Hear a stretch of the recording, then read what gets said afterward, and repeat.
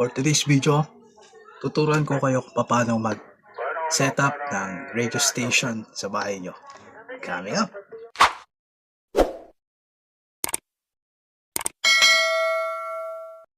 Mama's Boy 91. So, welcome back sa aking YouTube channel. Mama's Boy nga po pala. At ang topic natin ngayon is tuturuan ko kayo kung paano mag-set up ng fixed radio station. So, disclaimer lang guys, bago po kayo bumili or bago po kayo mag-establish o magtayo ng mga radio setup natin. So, make sure lang po na may license kayo. So, sa mga bago, kuha po kayo ng license kahit class D lang para po legal, no? Okay. Sa video natin na to is meron tayong tatlong part lang o tatlong pyesa lang na dapat nyong bilhin. Tama ba, pyesa? Para makapagtayo po tayo ng fixed radio station. Siyempre, una dyan is yung radio, no? Pangalawa dyan is yung antenna. At pangatlo is yung power supply. So, hihimay-himay natin yan. So, ang setup natin nito is para lang po dun sa mga municipality o yung mga walang signal, ganyan. Yung mga maliliit lang, mga siguro yung radius niya, mga 20 kilometers lang yung radius, yung bilog niya. At hindi naman to pandigmaan na setup. So, basic setup lang na. Yung bibigay kong mga pyesa sa inyo, yung mga name, like kung anong base station, kung anong antenna, kung anong supply, is purang setup lang.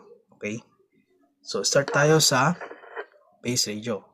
So, ang i-recommend kong base radio sa inyo, yung mini mobile base radio. Ito yung maliliit like Lexin, UAT, Bauji. So, yan yung mga mini mobile base na mura lang guys, no? Wala pa ata yung 3K o wala pa ata yung 4K, mga ganun lang. So, mura lang.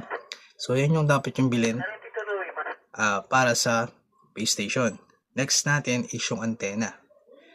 So, yung antenna guys, para sa akin, pwede naman kayong bumili sa mga homebrew. Sa AP, meron yan, homebrew antenna. So, shoutout po sa lahat ng nandyan. So, nasa around 2K pataas po yan. Dual bander na po yan, no? Pero kung tight budget kayo, so pwede na yung Chooks to Go. Sa Shopee, meron yan sa Lazada. So, around nasa 1.5 ata siya. May kasama na po yung coax, no? Yung homebrew kasi guys, depende kung isasama nila yung coax. Depende sa pag-uusap nyo. Okay? So, yun yung antenna natin. And then, yung last is yung power supply. So, sa power supply guys, bili lang kayo ng switching. So, ito, lagay ko dyan. Switching power supply, meron niya sa Shopee.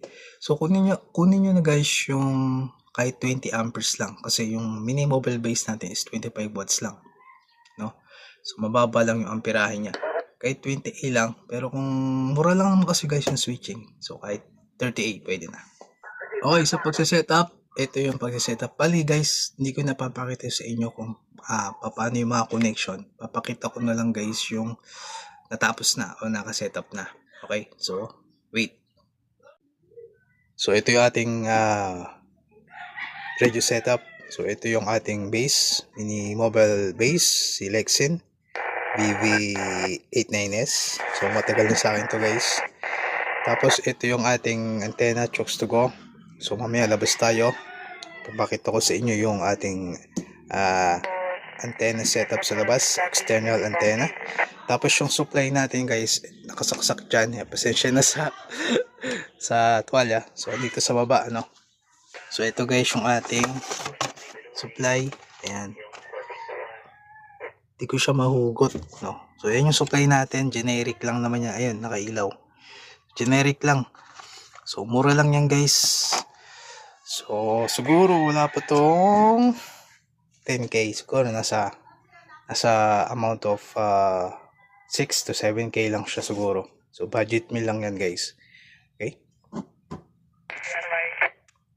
So guys, ito yung ating external antenna. Ayan. Kita ba? So, yan yung Chooks to Go. Tapos, ayun yung air antenna nasira. Yung bagyo. So ito na yung setup natin ngayon. Yan, yung antena na yung maliit na yan guys. So yan yung ating setup. System na antena. Okay, so yun lang guys yung ating video ngayon. So I hope na may matutunan kayo.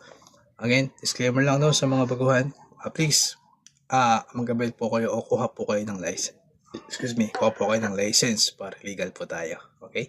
So once again, thank you for watching this Mama's Boy and see you again to the next video. 7-3.